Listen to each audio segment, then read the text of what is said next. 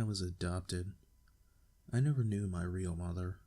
Rather, I knew her at one time, but I left her side when I was too little to be able to remember. I loved my adopted family, though. They were so kind to me. I ate well, I lived in a warm and comfortable house, and I got to stay up pretty late. Let me tell you about my family real fast. First, there was my mother. I never called her Mom or anything like that. I just called her by her first name, Janice. She didn't mind at all, though. I called her that for so long I didn't even think she noticed. Anywho, she was a very kind young woman. I think that she was the one who recommended my adoption in the first place. Sometimes I would lay my head against her in front of the television, and she would tickle my back with her nails. She was one of those Hollywood mothers.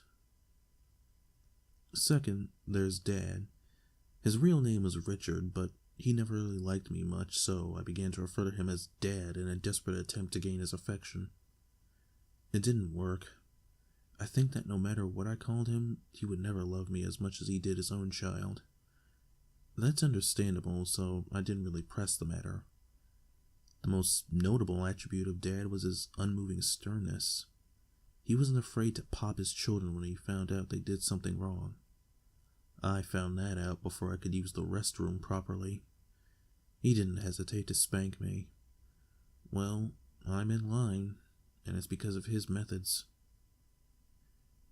Lastly is my sister. Little Emily was really young when I was adopted, so we were about the same age, but she was slightly older. I like to think of her as my little sister, though. We got along better than any sibling could possibly get along. We would always stay up late and just talk. Well, she did a lot of the talking. I mostly just listened because I loved her. It was a great setup that we had. We were short on bedrooms, so because I didn't want to sleep in the living room by myself when I was littler, I had a pallet set up for me next to her bed on the floor. This is where I've slept since. But it was cool with me because I enjoyed being with her, and I had always felt pretty protective of my little sis. Everything changed on a horrible Wednesday night. I was at home taking a nap when little Emily opened the front door. The sound of the door opening pulled me into a state of consciousness, and I walked from the room down the hall to the living room. That's when I remembered it was Wednesday. I was never any good at keeping track of what day it was. Actually, I'll just go ahead and say it. My sense of time was horrible. But nevertheless, I knew it was Wednesday because Emily had just come from our church's youth group gathering. She walked in the front door and hugged me, and then was followed in by Dad and Janice.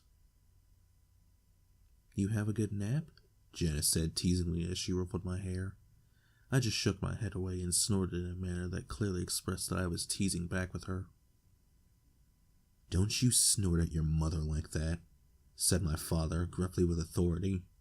He shut the door behind him and hung his coat up.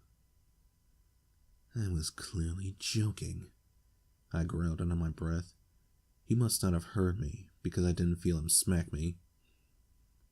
Emily then proceeded to our room and I followed. She started telling me about her day. Usual teenage girl stuff. But I listened so that she would feel better. After her summary, she suggested watching television and I obliged, and jumped onto the couch as she was going for the remote. She rolled her eyes at my little brother-like immaturity and scooted me over and sat down. The TV turned on and we watched it together until the sun went down. Emily was the kind of girl that, instead of watching cartoons and soap operas, would rather watch Discovery and Animal Planet and National Geographic. I liked those too, so I didn't mind. Actually, those were the only channels that could hold my attention. So it got late, and Janice walked up behind the sofa. "Emily, it's past your bedtime. Turn off the TV and go to your room. You too." She pointed at me. Emily turned off the program we were watching grudgingly and stood up. She started down the hallway to our room. As I followed, I couldn't help but shake the feeling that something wasn't right. We went to our room and Emily turned off the light. Just as she did, I caught a flash of movement out of the corner of my eye. It was out the window, but as soon as I redirected my line of sight to where the window was no longer in my peripheral vision, what it was that I thought I saw was gone. I still remained alert, for my sister's sake. I lay there in the darkness, with nothing but a thin ray of light from the street lamp outside to illuminate the room. It wasn't much. Time and time again, I could have sworn that I heard subtle sounds just outside the window. A twig break, leaves crunching, clothes jostling. And all the while, I could smell a faint stench of sweat and blood. I kept my eyes open most of the night. The sounds outside subsided, and the smell left my nose.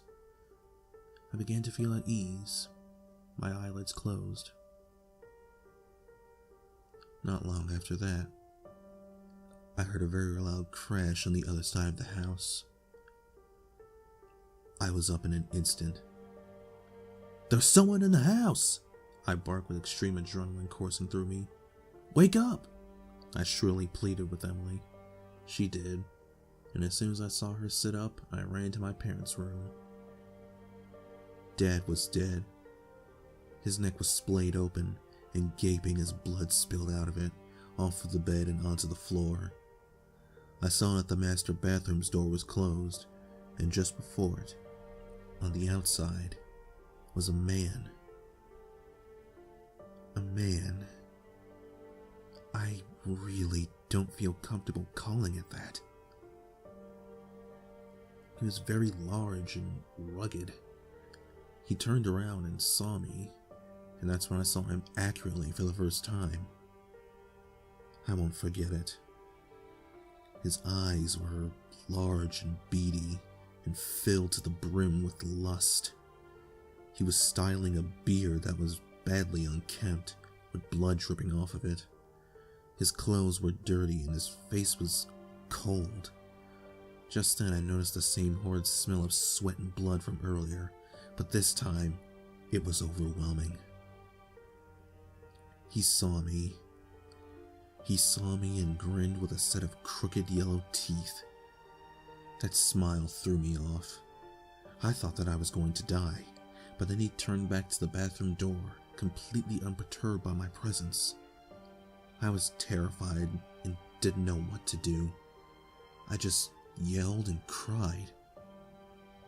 I watched as he shouldered through the door that was Mom's only protection.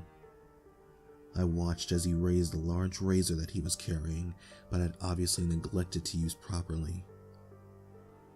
I watched as he sliced her open and tore her to shreds. I then heard something.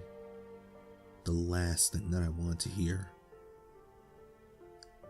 It was Emily's scream coming from behind me. The large monstrosity looked back from my butchered mother and stared at my little sister. I was distraught. He stood up and quickly started walking towards us. My sis turned and ran, and I was at a loss when he bypassed me and went straight after her. Why was she still in the house? Had she not assessed the situation and run? Apparently not. And now she was dead, and I was alone. I ran after both of them. I expected the man to kill her as he had the rest of my family, but I was sadly mistaken. He grabbed her by the arm and jerked her as a way to make it clear that he was in control. He dragged her through the house. I was making all the noise that I could now, hoping and praying that someone would come to my aid. He mustn't take her, not her. As he passed me, I backed against the wall and whimpered with terror. Why? He didn't respond, except by putting his free hand on my head while whispering, "Good boy." He gave another crooked grin and a very cold, unnatural laugh. I followed him to the door where he dragged my helpless sister after him. He opened it, pulled her out, and slammed it shut behind him. I am now sitting in the house with my mutilated, adopted parents, shivering and whimpering with dismay. He's out there with her, doing who knows what to her, and I can't do anything. I would if I could, but I can't. I would chase after them in a heartbeat, but I can't. I sit here, looking at the front door. I then look down at my paws. If only I could open doors.